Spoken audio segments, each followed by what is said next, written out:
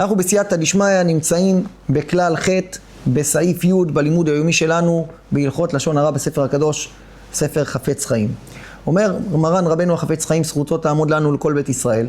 ועתה נבהר לפני מי אסור לספר לשון הרע.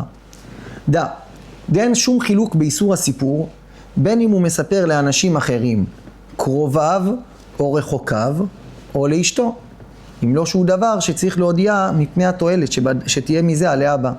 כגון שהיא מקפת לאנשים רעים, שיהיה קשה אחר כך להוציא מהם, על כן הוא מספר לה את טבעם הרע, ומזהירה שלא להקיף להם. זאת אומרת, קודם כל אומר רבנו החפץ חיים, תדע לך דבר אחד מאוד מאוד פשוט. אסור לך לספר לשון הרע, דיינו דברי גנאי שההלכה אוסרת, וזה לא משנה למי, לחבר הכי טוב שלך, לאבא שלך, לאמא שלך, לאשתך. זה לא משנה. מה שאסור, אסור להגיד לכל העולם. לא, אבל לא מספר לכולם. זה רק לאשתי אני אומר לה מה הוא עשה, מה הוא זה. נו, מי יתיר את זה? נו, אז מה עם אשתך? אז מה אם זה אחיך? אז מה אם זה אבא שלך? מה זה אמא שלך? אז מה, בשביל זה מותר לספר גנאי? לא, אסור. בין לקרובים אסור לספר, ובין לרחוקים, לא לאשתך ולא לאף אחד בעולם. מה שאסור, אסור. רק מה? אם יש תועלת בדבר מותר. למשל, אשתו היא עובדת בחנות, או דברים כאלה ואחרים. עכשיו הוא מכיר שיש אנשים רעים, שלוקחים בהקפה, ואומרים תרשמו, באנו לשלם. והוא מכיר אותם שזה אנשים שהם בעייתיים, ולא ישלמו, ואחר כך קשה להוציא מהם את הכסף, וכו' וכו'. אז הוא אומר לה, תקשיבי, יש פלוני, אלמוני וכו' וכו', להם, את לא רושמת להם שום דבר, לא מקיפה, גם לא על שקל אחד. למה העניין? יש איתם כל מיני בעיות, אחרי זה משלמים, לא משלמים וכו' דברים כאלה, או דברים שאני ביררתי על האנשים האלה הם בעייתיים, בבקשה, להם את לא מקיפה. אמרת לאשתך גנאי. זה לא גנאי. זה לתועלת, אני חייב להגיד את הדבר הזה, אין לי אפשרות אחרת לעשות את זה, אין לי לסבב את זה בדרך אחרת. אז זה מותר להגיד לה, תשמעי, אל תעשי כך וכך, אל תעשי מדבר כזה וכזה, למה? יש איזה מישהו מהשכנים פה שהוא גונב עגלות, גונב משהו, עושה כך, גונב אופניים, אל תשימו את האופניים פה, אל תשימו... למה? אם אתה לא חייב להגיד מי זה, אז תגיד, יש פה מישהו, אבל ברגע שאתה צריך לדעת ספציפית ממי להיזהר, אתה צריך, מותר להגיד לה, כי זה עניין של תועלת, מה התורה אסרה לגנות, אבל מה של תועלת ואי אפשר באופן אחר, התורה מתירה. והוא הדין ששותף יספר כזה לשותפו, על איזה אנשים שבדעתו אינם בחזקת נאמנים. תשמע, אל תביא להם, תעשה להם, אל תתעסק איתם, תעשה איתם עסקים. למה? זה שותף שלנו, זה העסק שלנו, חייב להזהיר אותו מפני אנשים בעייתיים. זה לא סתם כי אני רוצה ללכלך, תשמע, הוא ככה. אני אומר לו נטו, כדי שלא ננזק מזה. בכל קרי גבנה. וכן שאמרו במסכת קידושין, נ"ב עמוד ב', אל ייכנסו תלמידי רבי מאיר לכאן, מפני שקנטרנים הם וכו'. ולמה אמר אותו צדיק שתלמידי רבי מאיר לא ייכנסו? כי אותם תלמידים היו כאלה שמקנטרים, כל דבר שאומרים הם באים כדי להקשות, כדי להתנגח וכו' וכו'. וזה מפסיד את התכלית, זה גורם מהומות וסתם בלגן שלם וכו' וכו'. אז הוא אמר מראש, תקשיבו, הם אותם תלמידים האלה שבאים ועושים פה בלגן וזה כל הדברים כאלה, עזור. לא להכניס אותם לפה, שלא יהיה לנו בלגן. מה, אתה מדבר לשון הרע, עם תלמידי חכמים, תלמידים של רבי מאיר, בסדר. אבל זו המציאות שלהם לעת עתה. הם ככה עושים, הדבר הזה הוא מפריע לנו, הדבר הזה מציק לנו, הדבר הזה זה. זהו, נגמר הסיפור. אני צריך להגיד, אל תגיד. לא, אם אני לא אגיד, אז יכניסו אותם. אז אני לא רוצה שהם ייכנסו. אז רוצה להגיד, תקשיבו, הם קנטרנים, עושים פה בלגן, הם סתם מקשים כל מיני שאלות, עושים את השיעור וכו' וכו', לא יכניס אותם לכאן. זה מותר, זה לתועלת, לא לגנות, זה נקרא לתועלת.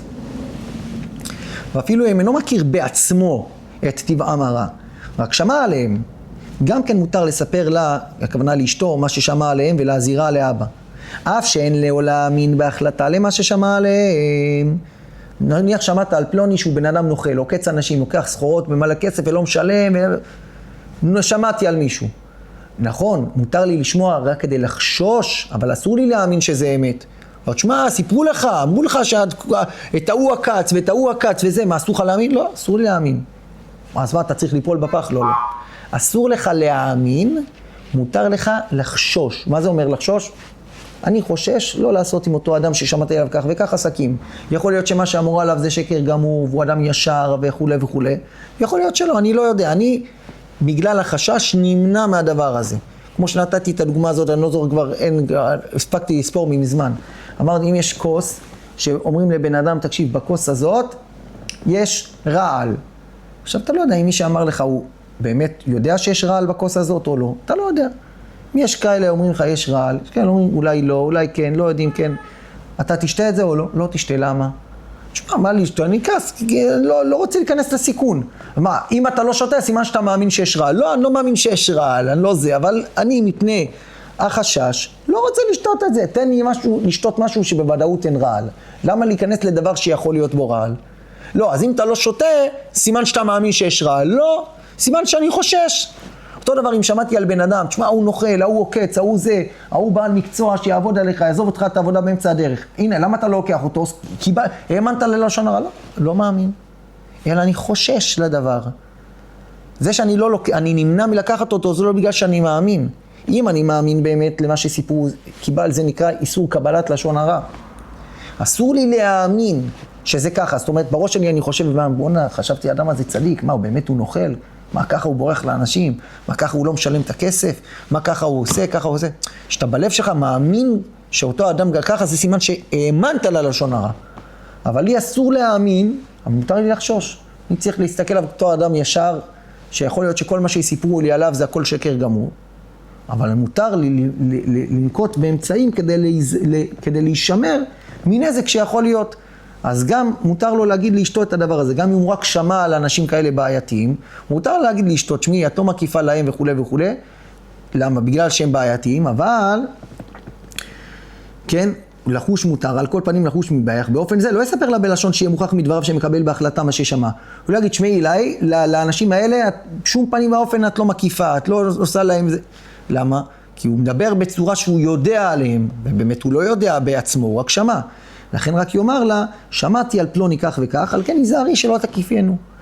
שמעתי, בקיצור, בוא נשמר, בוא נעשה, זה אפשר להגיד, לא בצורה של מידיעה, כביכול אתה מדבר מידיעה, כי באמת אתה לא יודע, ואסור לך גם להאמין, אלא תגיד לה את זה בצורה הכי ברורה, את לא מקיפה להם כך וכך, למה שמעתי כך וכך וכך, לא יודע נכון או נכון, אנחנו בוא נזהר, אל תתעסקי עם האנשים האלה.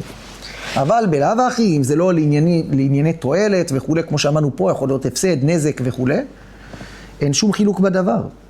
זה לא משנה. אשתך, לא אשתך, אמא שלך, אבא שלך, אסור לך לדבר. ורבים משתבשים בזה, שמספרים לנשותיהם, כל מה שהראה להם עם פלוני ופלוני, בבית המדרש, או בשוק. והנה מלבד איסור לשון הרע, עוד הוא מרבה בזה מחלוקת. כי היא, אשתו, בוודאי תיתור השנאה, ותריב עבור זה עם פלוני, או עם אנשי ביתו. זה יכול להיות עם אשתו, אנשי ביתו. מה, השכן ככה אמר לך?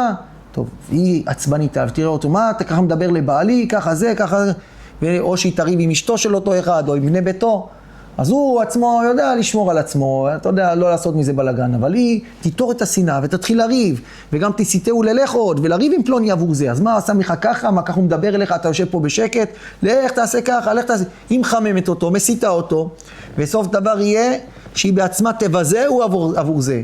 איזה סמרטוט אתה, ככה מדברים אליך, ככה עובדים עליך, ככה זה, אתה ככה, עזוב אותך. היא בסוף יורדת עליו, מבזה אותו. על כן השומר נפשו ישמור את עצמו מאוד, שלא לעלות משתול מעניינים כאלו. מה הוא עשה לי, הוא פגע בי, הוא צעק עליי, הוא זה. לא, זה דברים, מקסימום עומד לך על הלב, דבר עם חבר טוב, נאמן, ירא אלוקים, צדיק. תגיד לו את הדברים, תקבל ממנו עצה, חיזוק, איך לא לפתח את הריב, איך למחול זה. אבל האישה, בגלל שכל כך כואב לה הכבוד של בעלה, היא מתעצבנת יותר מאשר הוא, מסיתה או לעשות מריבות, בסוף נהיה יותר בלגן, ובסוף היא מבזה אותו, והיא רבה איתו, והיא משפילה אותו.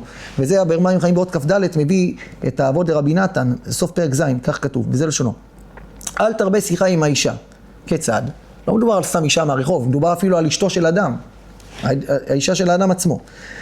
כיצד? בזמן שאדם בא לבית המדרש ולא היו נוהגים בו כבוד, או שערער עם חברו, או היה קצת בלגן, סכסוך, קצת איזה מריבה, איזה קטטה, איזה נעימות עם חבר, אל ילך ואומר לאשתו, כך וכך ערערתי עם חברי וכולי, היה לי פלוני היום תקל, היה איתו זה, התווכחתי עם ההוא עשה לי, ההוא אמר לי, הסתכסכנו.